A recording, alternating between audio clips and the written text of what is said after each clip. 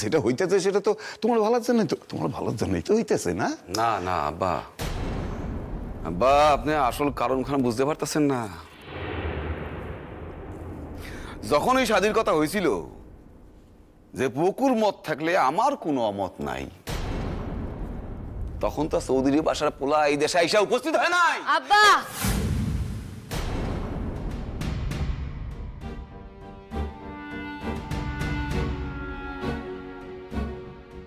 কারে চক্ষু দেখাও তুমি?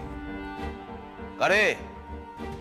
আমারে কেন শাদীতে বাধা দাও তুমি? কে লিগা? তুমি কত বড় বুঝদার?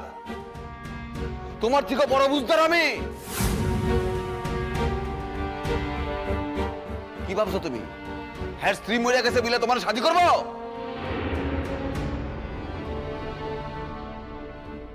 ভুলেও ভাইবো না, তুমি ভুলেও ভাইবো না যে তারা তোমার ঘরের বউ বলে মাইনা নিব। আমি কইতাছি যতই তুমি দেখো মাতৃহারা পোলারে বুকে জড়াইলে ঘরো। চিনো না তুমি, চিনো না চৌধুরী বাসার মানুষ গো, টাকা আমগো নিয়ে লইছে। এই হারামজাদা চুপ চুপ, শোন, কান খুলে শুনে রাখ। শাহাবুদ্দিন ছাব আমার লগে আছে, আর কত্তাগো সকলে আমার লগেই আছে। আর একটা কথা যদি তুই কত্তাগো নামে কইস না, তোরে আমি তো। আমারও আর অশান্তি ভালো লাগে না আম্মু। এতদিন তো দেখলা নিজের ইচ্ছায় চললা, কোনো লাভ হয় নাই, কোনো লাভ হয় নাই, উল্টে ক্ষতি হয়েছে। সকল কিছু হারাইয়া দেশে ফিরছো। মানুষের তো শিক্ষা হয় নাকি? এইবার তো বাসার মানুষকে কথা শুনবা। এই দেশে একখান মাইয়ার একা থাকা কত বিপদের, তা তুমি বোঝো না? এমনও তো নয় যে তোমার বয়স কম, তাই কও।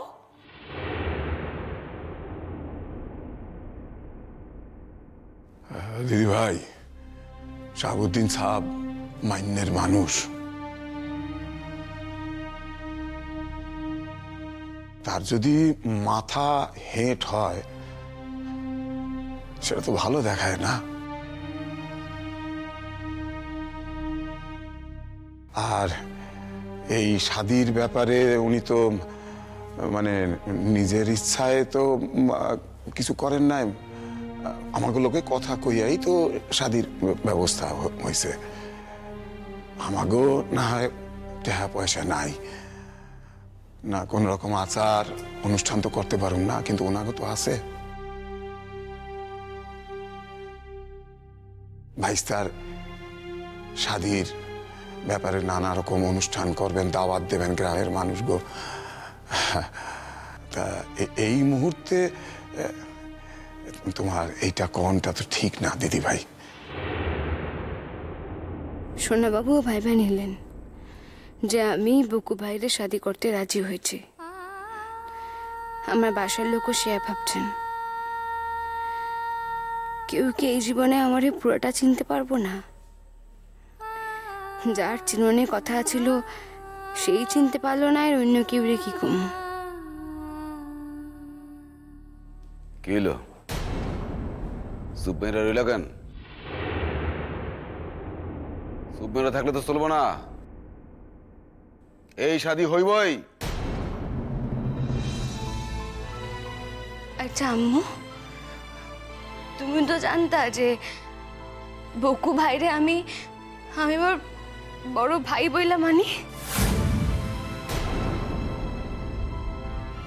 তুমি কও না, যারে যারে ভাই বইলা ডাকি তারে স্বামী বইলা মানুম কেমনে?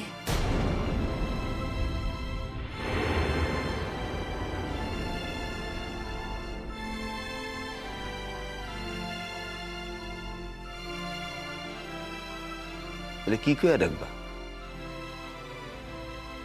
ভাই ভাইকে ভাবতে কেটে গেছে তোমারে? হ্যাঁ বুঝতে কেটা? ভাইকে ডাকলে কি ভাই হয়ে গেল কেন নাকি? শোনো, সব আজুইরা কথা ছাড়ো। ওইসব কথা কোনো অর্থ নাই। এমনি এমনি তুমি একখান জোয়ান পোলার লাগে ঘুরে বেড়াইবা আর শাদি কই তো করলে করবা না, এটা হইতে পারে না। তাছাড়া তাছাড়া তাছাড়া তুমি কি ভাবছো? ভাবছোটা কি? ওই ভিকিরিটা কি এখানে থাকতে পারবো নাকি? হ্যাঁ, থাকতে পারবো? পারবো না, পারবো না। হেলা চাইলো আমি তাকে থাকতে দেবো না। হারাম দাদা, থাকতে দেবো না, থাকতে দেবো না। তুই কে রে? থাকতে দাও না। হারাম দাদা, থাকতে দেবো না। এই বাসার মালিক আছিস নাকি তুই? থাকতে দেবো না। গ্রামের সকলে জড়ো হইছে, কর্তার কাছে গিয়ে পায়ে হাত জোর করে কইতেছে থাকেন থাকেন থাকেন, আর উনি মাথা পড়াইছে থাকতে দেব না। হারাম আব্বা, দাদা। আব্বা, ক আব্বা, এইসব কথা কইয়া সময় নষ্ট কইরা তো কোনো লাভ নাই। আসল কথা কান হইল, এই শাদি খান না হইলে আমরা ছাবুদ্দিন ছাপরে মুখ দেখাইতে পারুম না।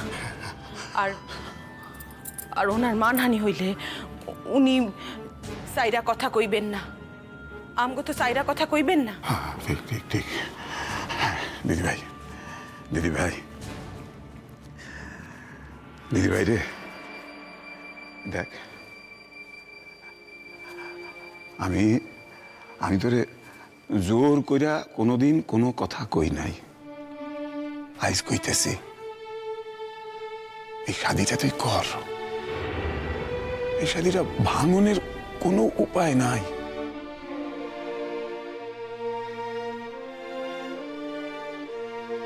আমি অপার, পারুম না।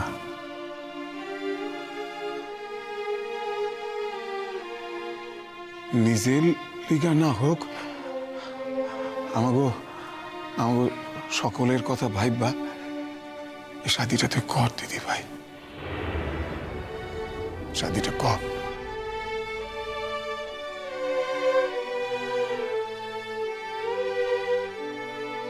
দাদা,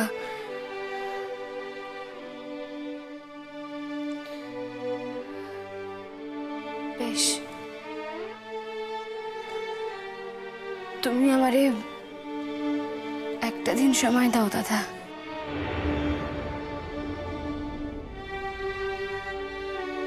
শুধু আজকের দিন খান। না না, কোনো সময় টাউন দাউন যাইব না।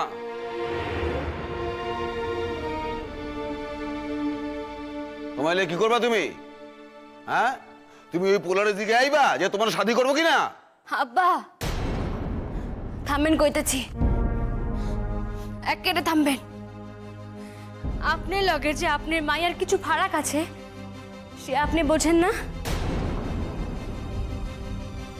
আপনার মায়া ভিখারি না, সে ভিক্ষা যাইতে শিখে নাই আপনার লাখান। নার্গিস,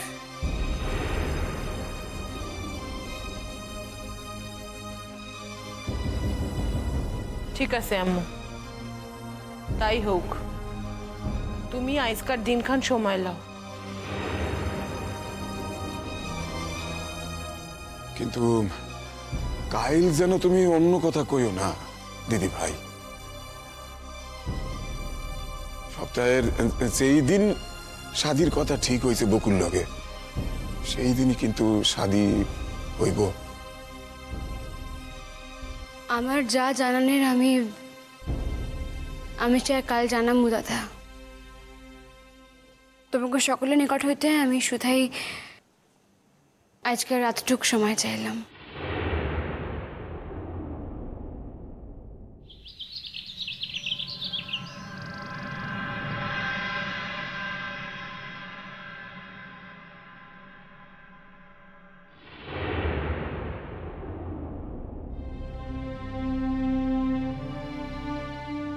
দেখ ছোট,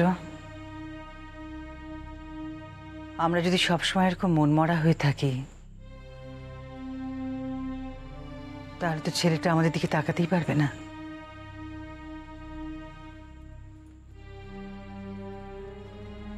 তুই তো জানিস ছোট, তুই মা, মায়ের চোখের জল ছেলের জন্য কতটা অমঙ্গলের, নতুন করে বলার তো কিছু নেই। কিন্তু মন খান যে মানতে চায় না দিদি। এক এক সময় মনে হয় যদি অন্ধ হইতাম তাইলে তাইলে ভালো হইতো, কিন্তু ঈশ্বর তো আর শেয়া করেন নাই। শেয়া হইলে আমি বাইসা যাইতাম। চুপ কর,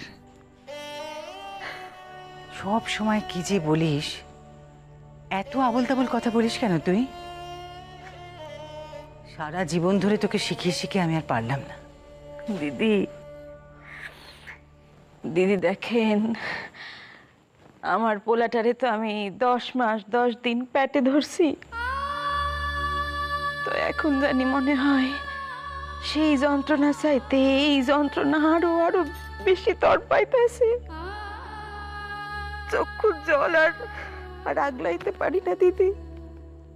শুধাই শুধাই পোলাটা কষ্ট পাইবা এই ভাইবা আমি চুপ কইরা থাকি, কষ্ট কষ্ট চাইবা থাকি। তোর দাদারও সেই একই অবস্থা ছোট। সারাটা রাত মানুষটা ঘুমোতে পারে না, শুধু এপাশ ওপাশ করে। পুরুষ মানুষ তো আমাদের মতন কথায় কথায় চোখের জল ফেলতে পারে না, ভেতরে ভেতরে যন্ত্রণায় একেবারে। আমি ওর পাশে থাকি তো আমি বুঝতে পারি ওর ভেতরে কত যে কষ্ট। আপনার ঠাকুরপুরও একই অবস্থা দিদি। বড় সাদা ছিল না কিরণমালারে বাড়ির বউ দেখবার, তা তো আর হইল না। তাই তাই কথায় কথায় জানি তার চক্ষু ভিজে আসে। যেদিন থেকে শুনছে কিরণমালার লগে বকুর শাদী হইব, সেই দিন থেকে জানি মানুষখান কেমন হইয়া গেছে। তবু ছোট, আমাদের মনের সব দুঃখ ভুলে গিয়ে এই মেয়েটার বিয়েতে আমাদের আনন্দ করতে হবে। কিরণের বিয়েতে আনন্দ করতে হবে। আমাদের কাউকে বুঝতে দেওয়া যাবে না যে আমরা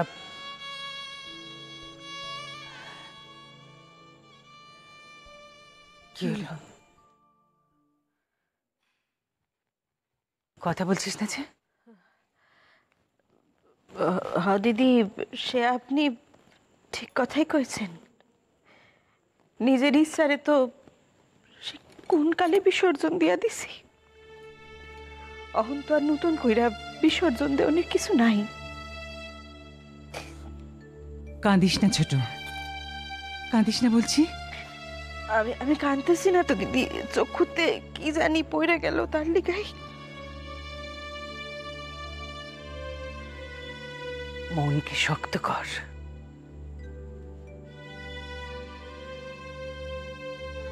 দেখ, সোনা যদি কখনো বুঝতে পারে যে আমরা কিরণের বিয়েকে মন থেকে মেনে নিতে পারছি না, তাহলে কিন্তু সোনাটা ভেতরে ভেতরে জ্বলে পুড়ে খাক হয়ে যাবে। এক এক সময় কি হয় জানেন দিদি, স্বপ্নে দেখি কিরণ আমগো বাসার বউ হয়ে আসছে, তারপর তারপর চক্ষু খুইলা দেখি আর কেউ কোথাও নাই। দেখ ছোট, আমার মনে হয় কি জানিস, ময়নার মৃত্যুর পর সোনা যদি ওদের ছেলেটাকে আঁকড়ে ধরে বাঁচতে পারতো, তাহলে হয়তো ওর দুঃখ খানিকটা কমতো। কিন্তু আঁকড়ানো তো দূরের কথা, ও তো ছেলেটার দিকে মুখ ফিরেও তাকায় না। দিদি, এখন ওইটুক ফুটফুটে শিশুর দিক থেকে কেউ মুখ ফুরাইয়া থাকতে পারে কোন? তাও সোনা কেন থাকতেছে? আমার তো মনে হয় যে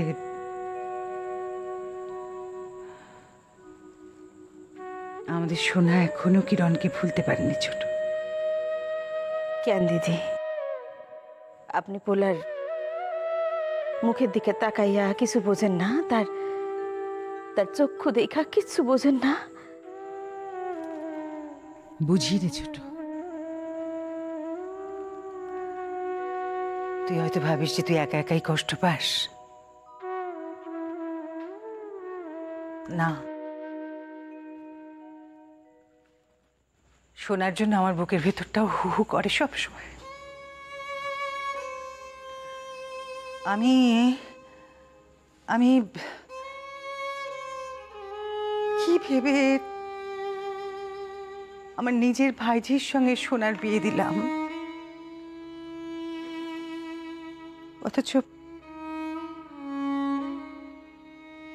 ময়না আমাদের সোনাকে কোনোদিন চিনতেই পারল না।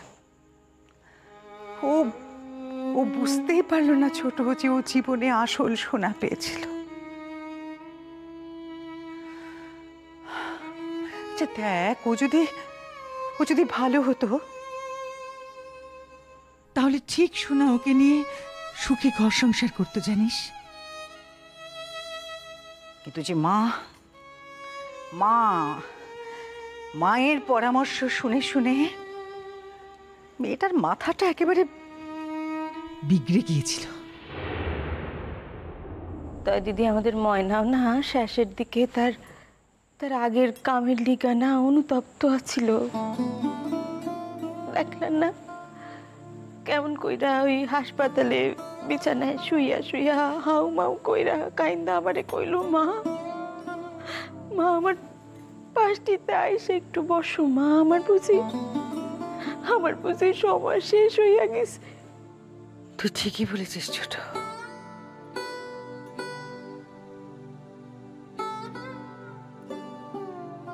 শেষ মুহূর্তে মেয়েটা হয়তো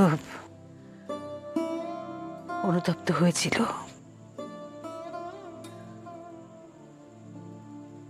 সব ওর মায়ের জন্য, জানিস,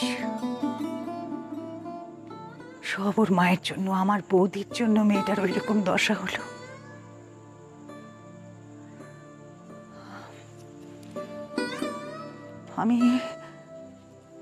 আমি কিন্তু সোনার ভালোর জন্য, ওর সুখী হবে এই কথা ভেবে এই আশা করে ওদের বিয়েটা দিয়েছিলাম ছোট। আমি সোনাকে পেটে ধরিনি হয়তো, কিন্তু আমার কাছে নিজের ছেলের থেকে বেশি ছাড়া কম তো কিছু নয়। ময়নাটার লিগাও বড় কষ্ট হয় দিদি, বড় কষ্ট হয়। দেখেন সে তো আর রইল না, কিন্তু যাওনের আগে আমগর সবচেয়ে বড় পাওয়া, সর্বোচ্চ পাওয়াটা দিয়া গেল। তো কি আর করবো বল, নিয়তির খাতায় কার কখন কি লেখা থাকে সেটা তো তুই আর আমি ঠিক করে দিতে পারবো না। আমারও কম কষ্ট হয়নি ছোট, সে আমার নিজের ভাইঝি। দিদি পোলাটা কি বাসায় আছে জানেন কিছু? সকাল থেকে। হ্যাঁ, আমি তখন ঘরের পাশ দিয়ে আসছিলাম, দেখলাম খাটে চুপ করে শুয়ে আছে আর এপাশ ওপাশ করছে। আর থেকে থেকে ওই বাড়ির পুকুরের দিকে হাঁ করে থাকে।